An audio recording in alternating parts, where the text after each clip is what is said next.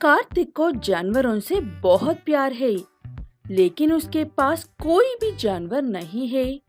ना कुत्ता, बिल्ली और ना ही गाय और बैल। वो इसलिए क्योंकि उसकी पत्नी को जानवरों से बहुत डर लगता है।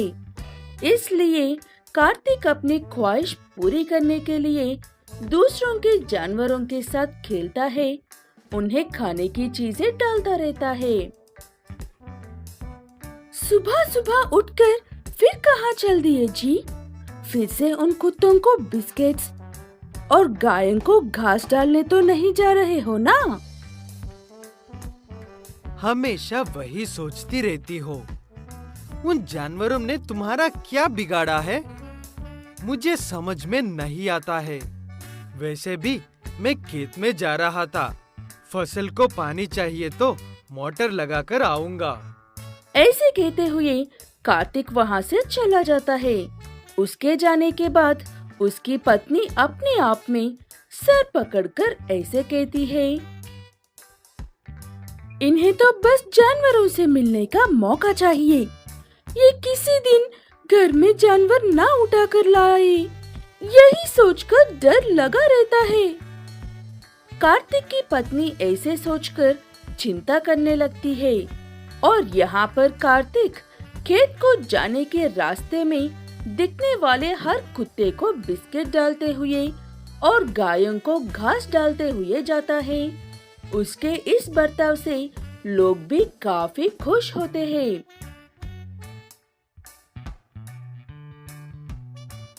यहाँ पर एक इंसान दूसरे इंसान की मदद करने के लिए 100 बार सोचता है, और तुम इन जानवरों को हर रोज बड़े प्यार से खाना देते हो। तुम सच में कमाल हो बेटा। ऐसा बात नहीं है काका जी। जो काम हम सबको करनी चाहिए वो बस मैं अकेला कर रहा हूँ। अगर सब करेंगे तो और भी अच्छा होगा। ऐसे कहते हुए कार्तिक अपने खेत में चला जाता है। वहाँ पर पानी की कमी थी, इसलिए कार्तिक कुएं के पास जाता है मोटर लगाकर खेत में पानी छोड़ने के लिए।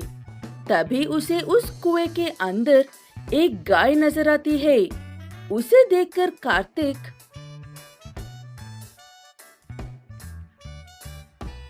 इतनी बड़ी गाय इस कुएं में कैसे गिर गई? पता नहीं ये किसकी है और ठीक भी है या नहीं। मुझे इसे बाहर निकलने का कोई उपाय ढूंढना चाहिए। ऐसे कहते हुए कार्तिक अपने आसपास देखता है। तभी उसे एक पेड़ के नीचे खटिया नजर आती है और उस पेड़ की टहनी पर बांधे हुए झूले की रस्सी नजर आती है। वो देखकर कार्तिक के मन में एक उपाय आता है। कार्तिक गांव में जाकर अपने एक दोस्त से थोड़ी देर के लिए ट्रैक्टर लेकर आता है और उस झूले की रस्सी को एक तरफ से ट्रैक्टर को बांधकर चारों तरफ से खटिया को बांध देता है। उसके बाद धीरे से खटिया को कुएं में उतारकर रस्सी के सहारे खुद भी पानी में उतरता है।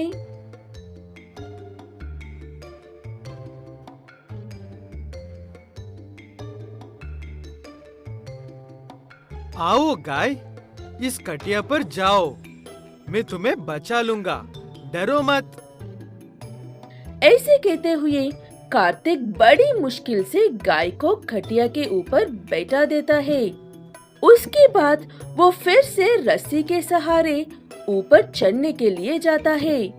तभी उसे कुएं में कुछ चमकता हुआ नजर आता है। अच्छे से देखने पर ये तो सोना लगता है, वो भी ढेर सारा सोना।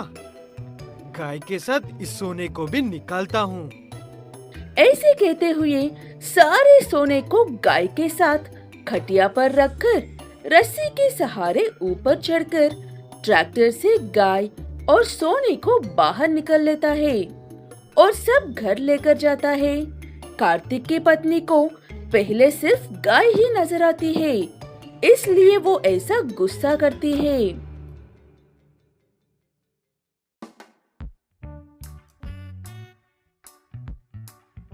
मुझे पता था कि आप ऐसा कुछ करने वाले हो। उठाकर ले आइए एक गाय को। जल्दी से इसे यहाँ से लेकर जाओ, वरना मैं ही मायके चली जाऊंगी।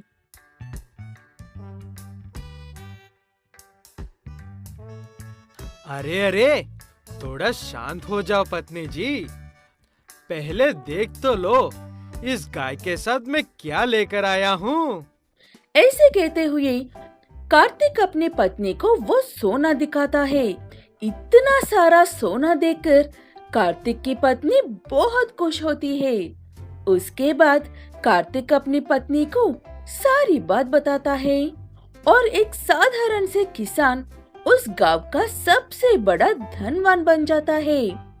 कार्तिक को अब भी जानवरों से उतना ही लगाव है, इसलिए वो अपने घर के बाजू में जानवरों के लिए एक और घर बनाकर उसमें ढेर सारे जानवरों रखता है और दिन भर उन्हीं के साथ रहता है।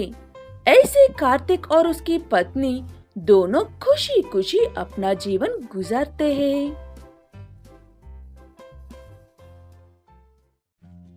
पवनपुर गांव की हर सड़क कच्ची होने के बावजूद भी वो गांव काफी सुंदर है। गांव के एक तरफ नदी है तो दूसरी तरफ जंगल है, इसलिए उस गांव में आने के लिए एक ही रास्ता है।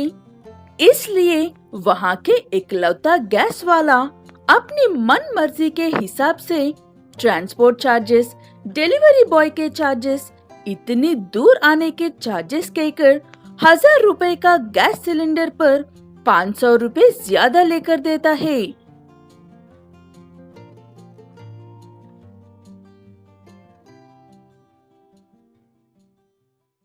लाओ लाओ, जल्दी करो, मुझे दूसरे गांव भी जाना है। जल्दी से पैसे दो और सिलेंडर उठाकर ले जाओ। तुम सिलेंडर घर नहीं लेकर आते हो, फिर भी इतने ज्यादा पैसे लेते हो। हमें ही चौराहे पर आना पड़ता है तुमसे सिलेंडर लेने के लिए।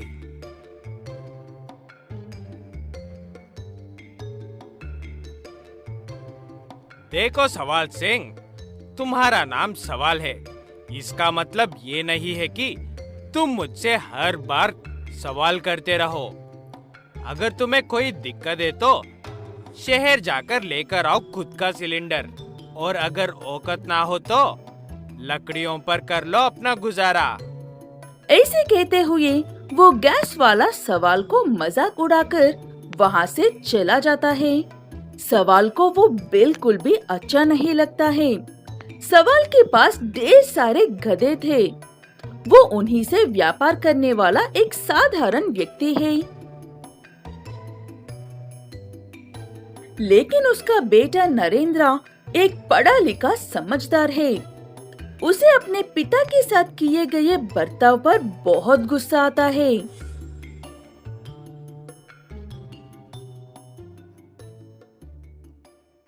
पिताजी, आप वहाँ से चुपचाप क्यों आए?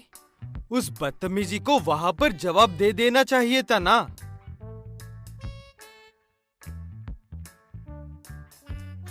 मैंने पहले भी कई बार जवाब देकर देखा है बेटा, लेकिन मैं जितना ज्यादा बोलता हूँ मेरी उतने ही ज्यादा बेइज्जती होती है। गधे चराने वाला चरवा जो हूँ।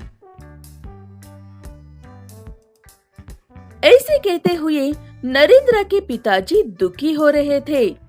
उससे अपने पिता का दुख देखा नहीं जाता है, इसलिए वो खुद ही कुछ भी करके गैस का व्यापार करने के बारे में सोचता है और पहले जाकर गैस एजेंसी वालों से भी बात कर लेता है। एजेंसी वाले सिर्फ इतना कहता है कि ये कोई बड़ी बात नहीं है मिस्टर नरेंद्र। आपको सिर्फ थोड़े पैसे यहाँ पर डिपॉजिट करवाने होंगे, आपके पक्के डिटेल्स जमा करवाने होंगे। उसके बाद आपको अपने गांव में ही खुद का गैस सिलेंडर का गोडाउन खोल सकते हो। ये बात सुनकर नरेंद्र को काफी खुशी होती है और वो तुरंत ही पैसे जमा करवाकर गांव में एक गैस का गोडाउन खोल लेता है। लेकिन सवाल सिंह के कुछ सवाल अधूरे थे।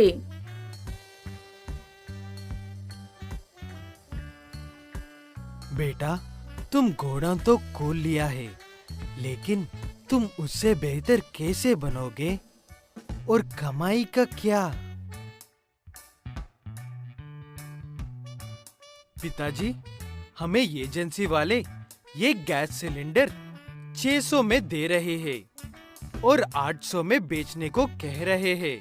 हम ऐसा ही करेंगे, फ्री डिलीवरी भी करेंगे, वो भी हर कस्टमर के घर तक। वो कैसे बेटा?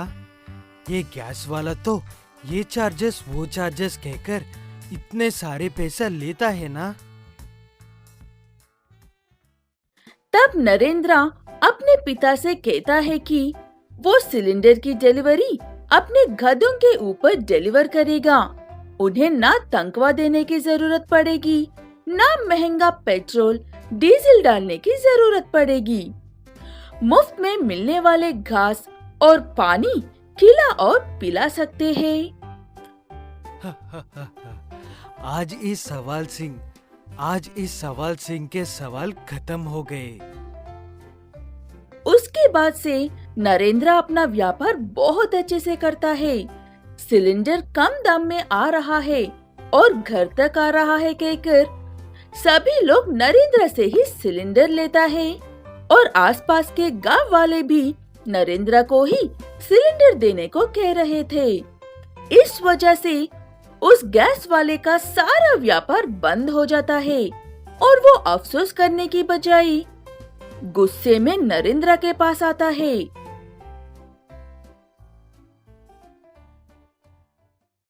मुझे नहीं पता तुम ये सब क्यों कर रहे हो, लेकिन अगर व्यापार करना है तो मैं जितने दाम में बेच रहा हूँ उतने दाम में ही बेचो, वरना सब बंद कर दो।